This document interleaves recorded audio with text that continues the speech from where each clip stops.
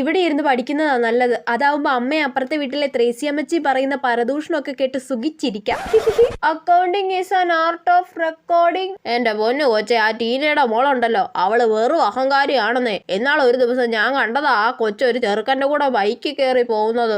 ടീന ചേച്ചിയുടെ മോള് കൊള്ളാലോ, ഒമ്പടി കള്ളി. എന്റെ കൊച്ചുമോളുണ്ടല്ലോ മിന്നൂസ്, അവളാണെങ്കിൽ കോളേജ് വിട്ടാ വീട്, വീട് വിട്ടാ കോളേജ്, അത്രേ ഉള്ളൂ. പിന്നെ അവളാ ഈ നാട്ടിലെ ഭൂലോക ഉടായിപ്പ്. അതേപോലെ ആ കേശവന്റെ മോന്റെ മോൻ, അവർ റോഡിൽ നിന്ന് ബീഡി വലിക്കുന്നത് ഞാൻ കണ്ടതാണെന്നേ. അയ്യോ അവനോ? അവൻ പണ്ട് ആരോടും മിണ്ടാത്തൊരു ഇൻട്രോവേർട്ട് ആയിരുന്നല്ലോ. പിള്ളേരുടെ ഒക്കെ ഓരോരോ മാറ്റവേ. അയ്യോ അമ്മ ഇങ്ങോട്ട് നോക്കുന്നുണ്ട്. Accounting is an art of recording.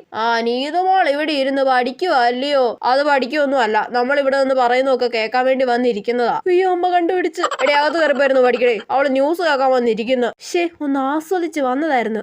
സാരമില്ല, അകത്ത് പോയി ജനലിന്റെ അടുത്ത് നിന്ന് ഒളിഞ്ഞു കേൾക്കാം. പിന്നല്ല എന്റെ ഓരോ അടവുകളെ.